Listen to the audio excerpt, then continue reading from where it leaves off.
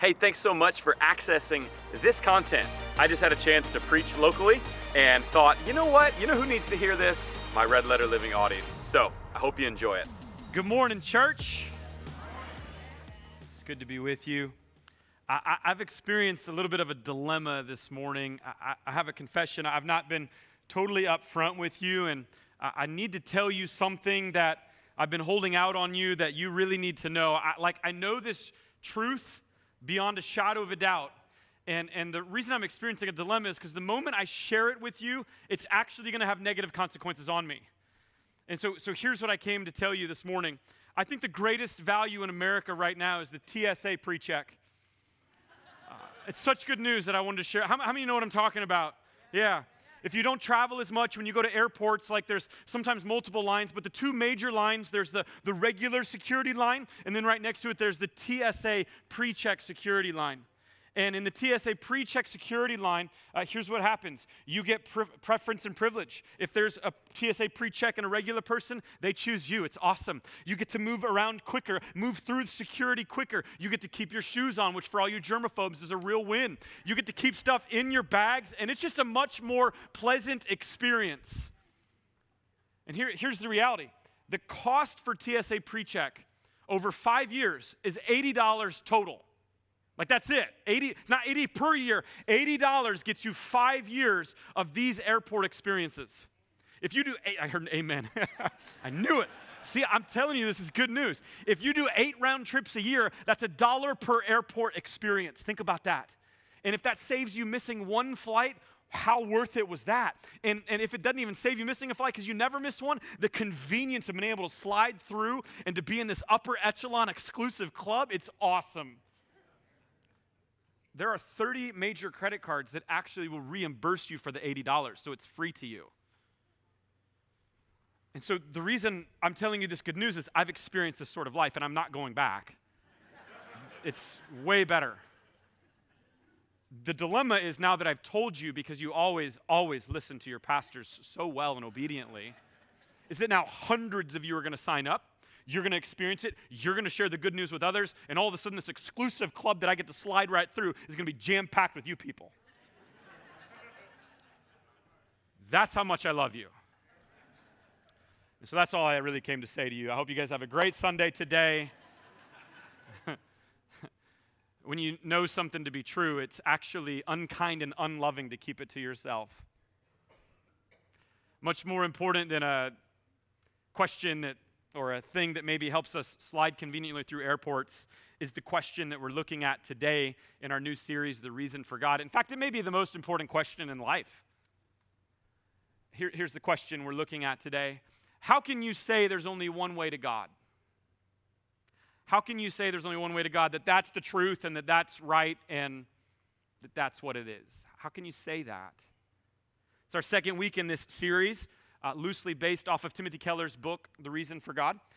Last week, we tackled the question, is the Bible a myth? And I hope if you came last week that you gained the confidence and the reliability of this book so that in the end, you can trust what it says. You can trust what it says. It's a great series for those of us in this space to also not just come on Sundays, but to connect. We have our Connect groups meeting, and so they're talking about these questions further, and I joked at 9 o'clock that I kind of like this form of debate where I get to just give a monologue. That's really awesome. It's a really great style of debate where you just listen to my opinion for 30, 35 minutes. But really, you need to get in dialogue about these questions. Don't just listen to me. Talk about these things. And these Connect groups are meeting right now as we speak. You can still get into them on our website, and we want to encourage you to do that. So how can you say there's only one true way or one way to God? Research shows today that for a person to buy into something, whether that's like a legitimate purchasing of a product or even to buy into an argument, that we go humans by 80% emotion and 20% logic. So think about that. Yeah, I could give you the most rock-solid logic and argument out there, but still only that's 20%. 80% emotion, and maybe in the Christian space or the church, we would substitute the word emotion with faith. And so I can reason you all the way today, but at some point, the things we're talking about in this series does come down to faith. And so my prayer has been two things this series. For those of us who hold to traditional Christian worldviews, of these topics, my prayer is that your faith would be strengthened and you would have confidence, that you would see this is not a blind faith, that we don't need to worry about liberal scholars that give half-truths and exaggerations, but actually we can back it up with really good logic, reasoning, argument, proof, and evidence, that that's actually in our favor. And so that'll only give you more confidence that this isn't a blind faith. And then my second prayer is for those that don't yet have that faith, that because the Spirit is always working in truth, in logic, in reason, in His Word, as it's preached, as it's proclaimed, that faith would stir up inside of you. By the way, I love that you're here. If you don't have that faith, this is a perfect series for skeptics or unbelievers, the spiritually curious, or maybe those who are deconstructing their faith right now. And so my prayer for you is, God, stir up a faith inside of them. Stir that faith up. And so, on the heels of last week, when we talked again about the Bible and how we can trust what it says, what I first want to do today is give you sort of the traditional Christian worldview on our question today. How can you say there's only one way to God? In fact, I would say, I'm not naive, in this room, I don't believe that everybody believes or subscribes to that traditional worldview or even knows what we really believe anymore. And so I want to first kind of lay out what it is that we believe when it comes to this question. And I don't want my opinion or my argument. I want you to just hear from what God's Word says about this topic. And so that's where we'll start. And we'll go from there. So first I want to show you what Jesus says about this question. How can you say there's only one way to God? John 14:6, Jesus says it this way. By the way, if there's words in red on the screen, I want you to read those with me as we go through it. Sound good? Jesus answered, I am the way and the truth and the life. No one comes to the Father except through me. The disciple Peter would then say it this way in Acts chapter 4, verse 12. Salvation is found in no one else, for there is no other name under heaven given to mankind by which we must be saved. And the Apostle Paul would flesh it out even a little bit more in Romans chapter 10, verses 9 to 13. He would say this, if you declare with your mouth Jesus is Lord, and believe in your heart that God raised him from the dead, you will be saved.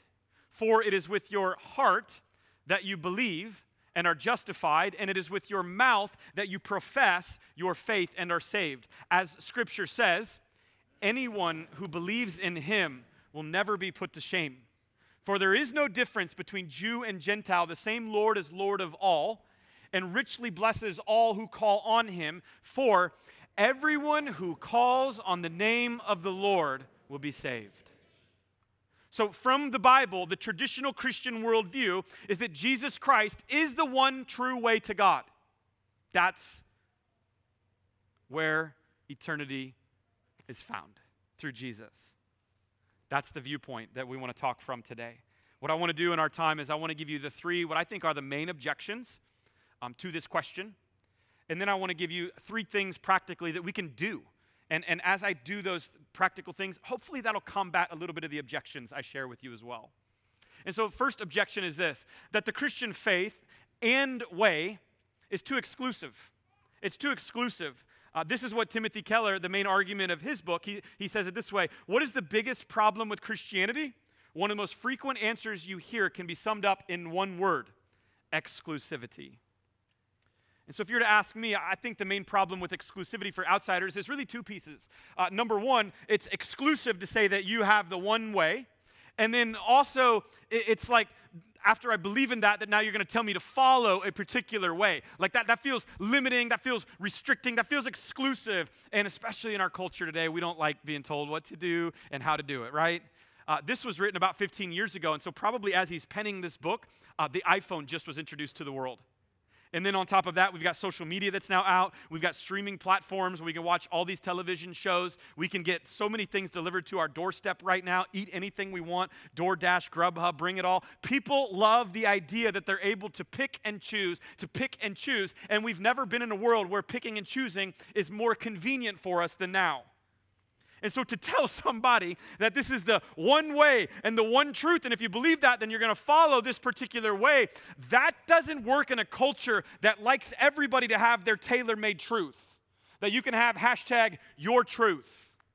Tell me how to believe and how to live, like that feels oppressive, that feels restricting, that feels exclusive, that feels limiting. No, thank you. That's objection number one.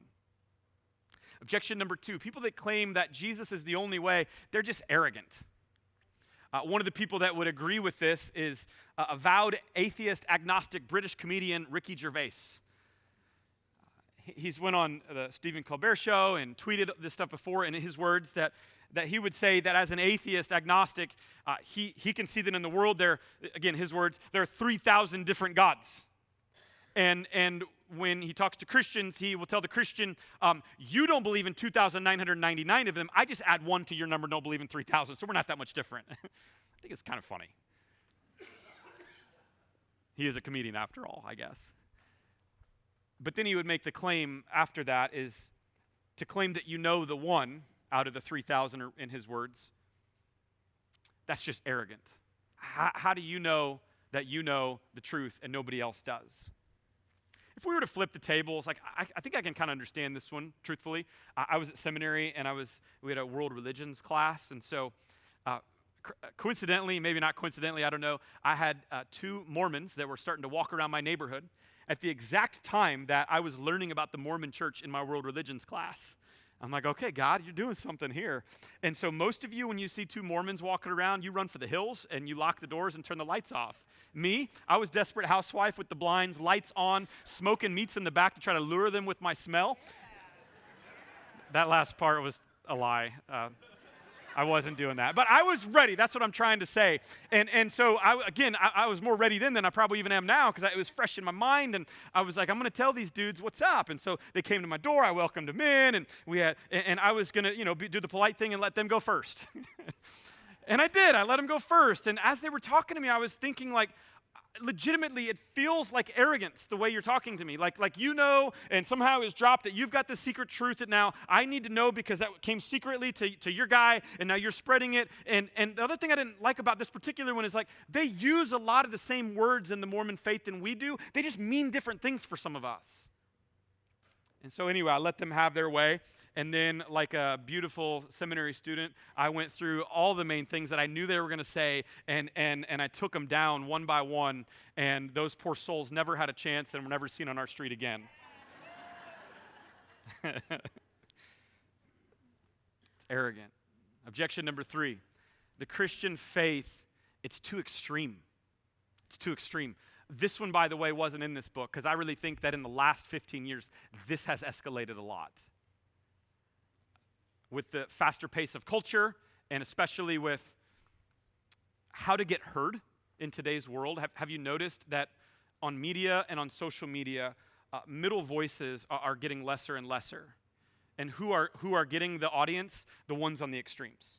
And that's what we're drawn to. And so we're drawn to those voices. And then when we go further in our little echo chambers and start attaching ourselves to a specific cause or a specific political issue or something like that, it's now perceived to be extremist, what we believe in some circles. In the circles that really matter, it is considered to be extremist. Because we're trying to reach new people for the gospel, and yet Barna's done research to show that nearly half of non-religious adults perceive Christianity to be extremist. And then diving deeper into the data, 83% of skeptics, what I mean by skeptics according to their data is those are the ones that are atheist, agnostic, unaffiliated, or choose no faith. Again, the ones we're trying to reach.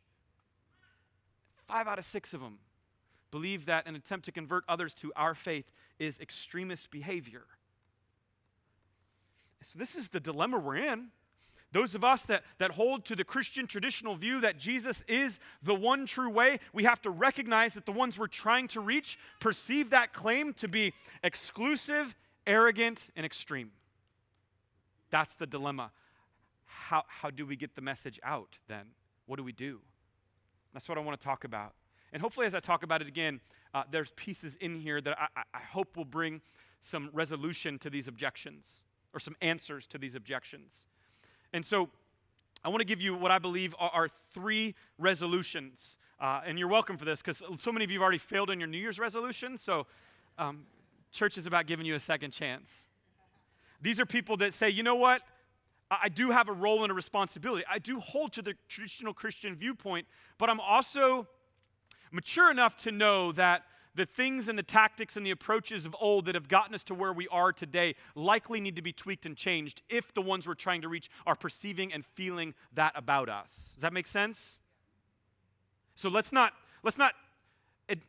just immediately dismiss those claims and say, well, they're wrong. Let's say, no, feelings, they may not always be true, but they're how they're feeling.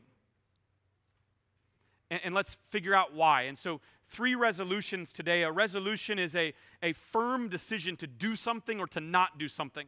And so today it's 3 things we're going to do. And so I got 3 things we're going to say, and then we're going to do them in this world. And because it's a resolution, we're going to say it confidently, because that's what firm, right? So are you ready to do this? If that's how you project confidence and firm, you got a long way to go. All right, let's just read the first one together and see if we can improve on that. I'll give you grace if you do better.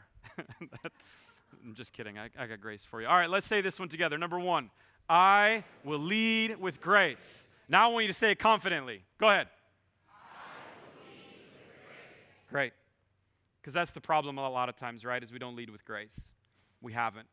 Jesus came into this world. The Bible tells us in John chapter 1, verse 14, the Word, that's a name for Jesus, became flesh and made his dwelling among us. We have seen his glory, the glory of the one and only Son who came from the Father, full of grace and truth. Full of grace and truth. In this verse alone, like, we get so many distinctions of how our religion is different than the rest of this world. Every other major world religion, they don't have a God that became man.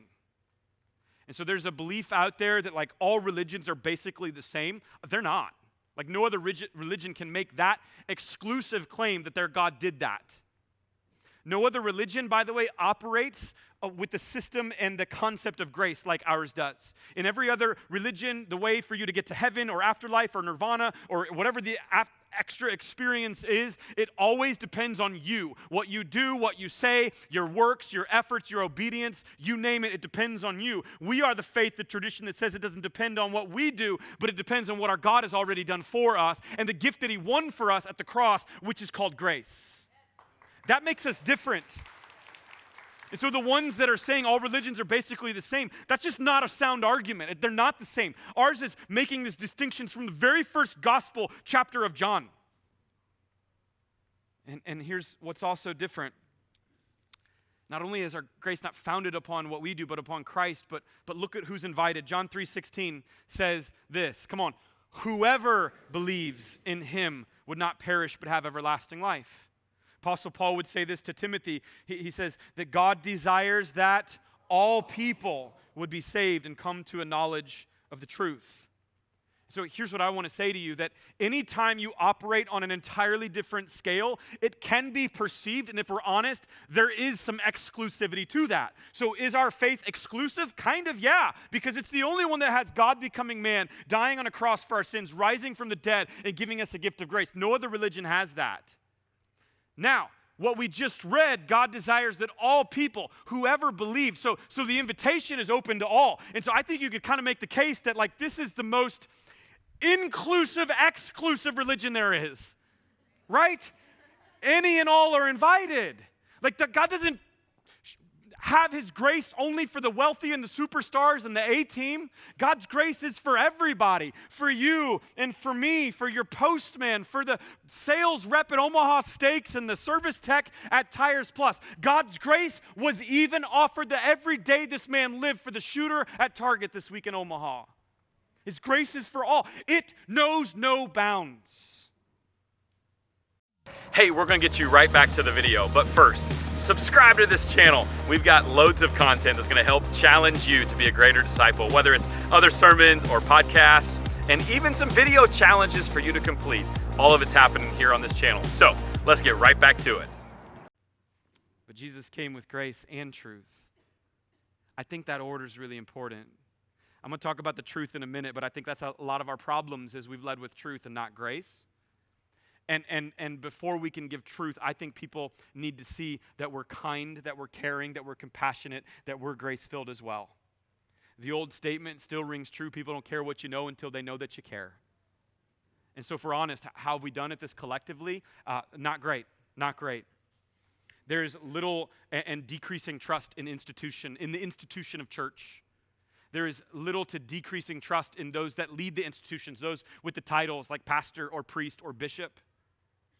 There is little to decreasing trust in sort of the church as a whole. There's a real thing called church hurt. And actually in a few weeks from now, it's so real that we're going to take one Sunday to talk and answer the question, why is the church responsible for so much injustice? We have to talk about these things. Spoiler alert, because we're sinful in the church. From the top down, and I think that's the most important piece, is like recognizing that if I'm going to lead with grace, then I need to first receive God's grace for me. And if I'm not leading with grace for someone else, then I'm having a problem receiving God's grace for me. Because the more I look at God and the more I'm in relationship with Him and I receive that grace, I then can't wait to give that grace to others. If I'm having a problem giving grace to someone else, the problem is not, and the solution is not to grit my teeth and just be more gracious, and I'm going to show up to serve at night to shine. I don't want you here if that's your attitude. Like, seriously, go home, stay back, read your Bible, and connect with God. That would be a better use of your time. We got a waiting list of volunteers anyway because you guys stepped up. Thank you for that. We want the people that want to be here. That's what I'm saying. It's going to be awesome, by the way. So it's not gritting our teeth together, just being more loving because Pastor says it. It's no. If I'm not being gracious to you, like, there's a problem receiving it on my end. There's a God in me problem. And anytime, by the way, there's a God in you problem, God's not the problem, it's you. Let me just say that. Because 2 verses after it says Jesus came with grace and truth, it says this to us. Out of His fullness, we have all received grace in place of grace already given.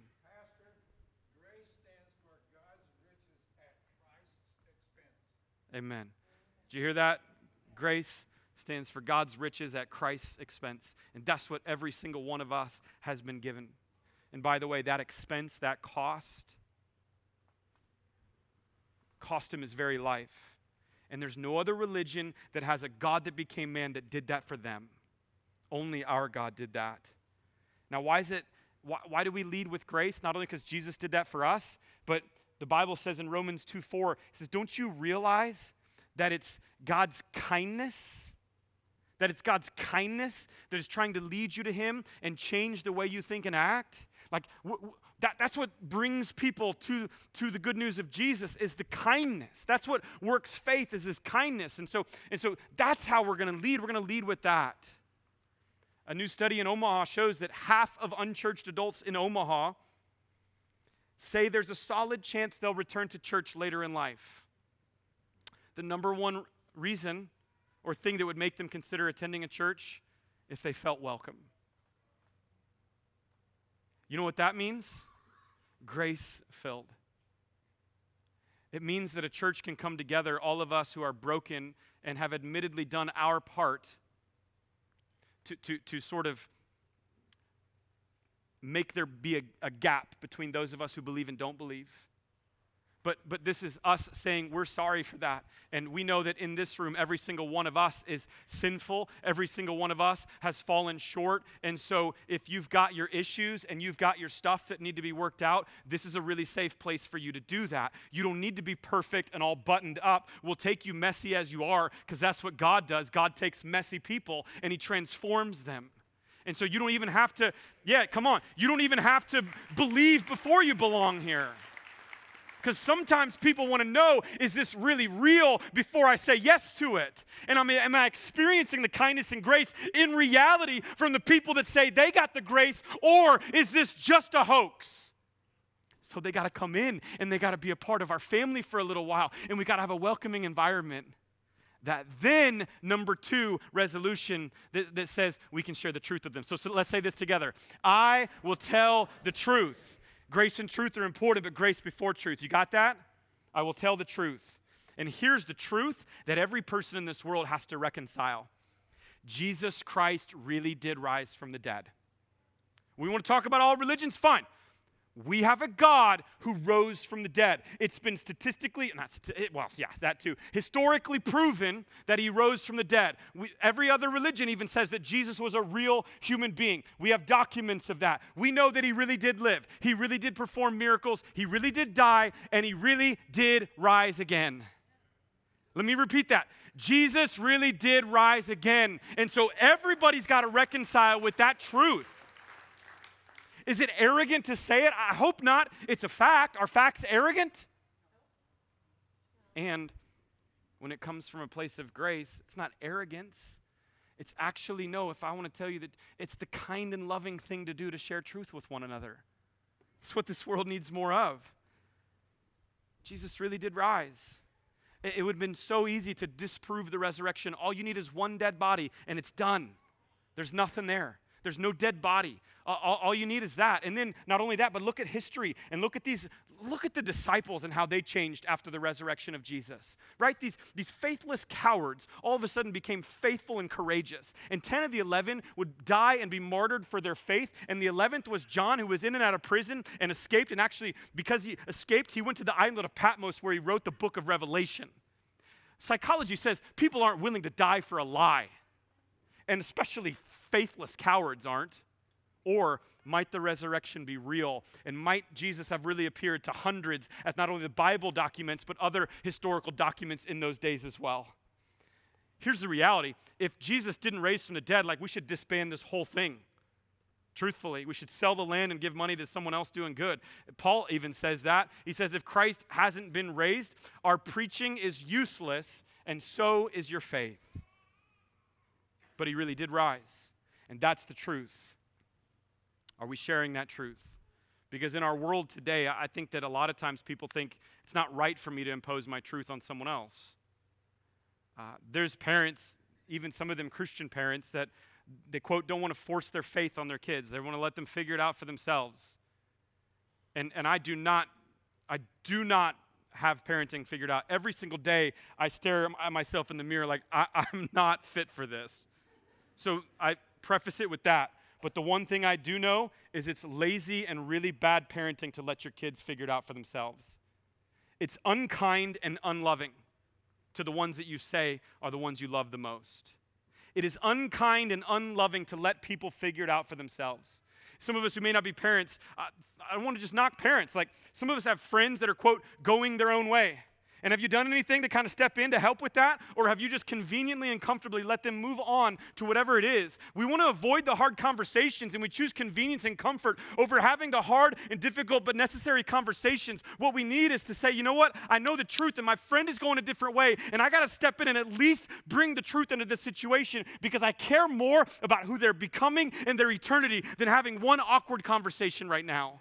And I want to stop the fall if I can. And even as a church, we have to do better.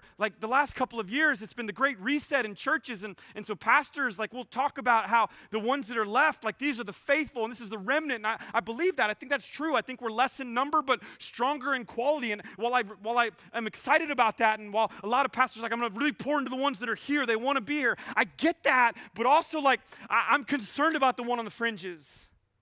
My pastoral heart goes to those because aren't those the ones we're trying to reach? And so let's keep building each other up and quality-wise become greater followers, but let's never lose sight on we are called to reach those on the fringes, and we need to tell the truth to those people. Because we have a God that doesn't just come for the elite and the quality. We have a God that steps into the fringes. He does ministry on the fringes. He came to a nothing, nobody town like Bethlehem and lived in a nothing, nobody town like Nazareth. Nathanael joked, can anything even good come out of Nazareth? That's how much of fringes it was. Jesus spent his life in ministry on the fringes, going to wells in Samaria, talking to women when nobody else would at his time, giving the disciples who were fishermen who had failed the school that had just kind of resorted to doing the family business, the opportunity of a lifetime to stop fishing for fish and fish for men. I've got the opportunity of a lifetime for you, Peter and Andrew, James and John. And by the way, good thing he went for them because every time I see those four together, they never catch a fish in all the Gospels. Horrible providers for their family, right? But that's what God does. He comes for you. He comes for me. He gets the ones on the fringes because he's kind and he's loving and he understands that as long as I lead with grace, hopefully I'll have the opportunity to tell them the truth. And that's what we do too. And then third, our third resolution today. We're not just going to let culture have its way. Our third resolution, say this together. I will live a questionable life. So you're like, oh, questionable? I don't know about question. I thought we were supposed to be honest and above reproach and upright. Tell me to live a questionable life. One of those young postmodern preachers up there changing things. I don't know who that was. I did that in the first service and said, you guys actually sound like your dad when you do that. That's what you thought? Which wasn't my intention, but anyway, sorry, Dad. Let me tell you what I mean. 1 Peter 3:15 says this, but in your hearts revere Christ as Lord. Always be prepared to give an answer to everyone who asks you to give the reason for the hope that you have. This is a verse we often cite for like this type of series, like defending your faith and apologetics and giving an answer for the hope that you have, which is Jesus. It's important to do that. But you know what I've seen? That in all things in life except jeopardy, a question comes before an answer. And so people aren't ready for the answer if you've not lived a life that would force them to ask the question. Is your life so questionable, so uncommon, so different that there's a curiosity that other people have when they're around you? That they're asking like, what, how, why, what? What do you mean? How do you have that much calm in all the chaos? How are you not freaking out when everybody else is freaking out? Why do you wake up early? Or in your case at 11, semi-early. Actually, not even early at all, but why do you go to church on Sunday? How about that? Why do you do that? Why do you have that practice in your life? How can you be filled with joy when all this other stuff's going on around us? Why do you show up on a Friday night and serve those when you could be out partying? Why are you generous towards that cause? Like, tell me more. And it's when they ask these questions like, oh, thank you. I can't wait. I've got this truth I need to tell you. TSA pre-check's only $80, 5 years. No, that's the wrong one, wrong truth. I've been waiting to tell you the other one. Oh yeah, Jesus is real. And he showed up in my life on this day. And this is what I was before Jesus. And then his grace was new to me. And this is how my life is different now. And this is what the world needs to see. Jesus lived the most questionable life of any person that's ever lived in this planet. Right? We talked about that.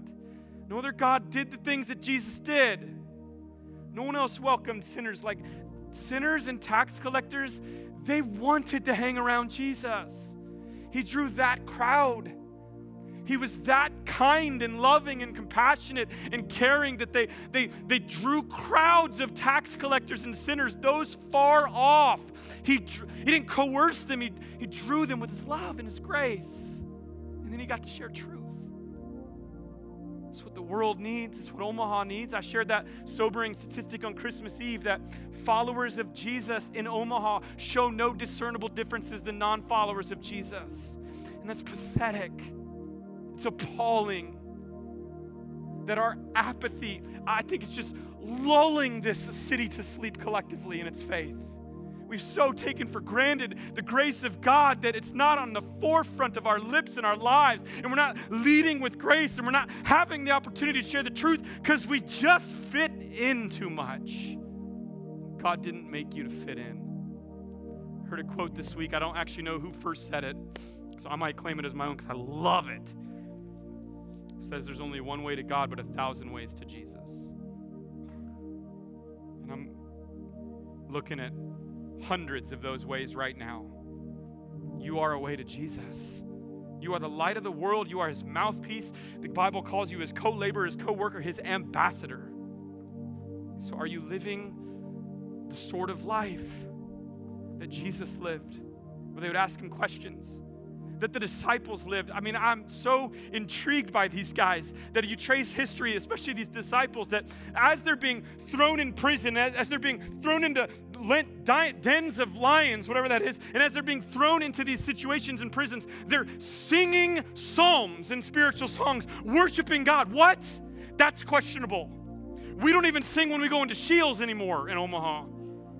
Like, that's a good thing. Like, what are we doing? Are you living the questionable life God's called you to live? I hope so. 1,000 ways to Jesus, and you are one of them.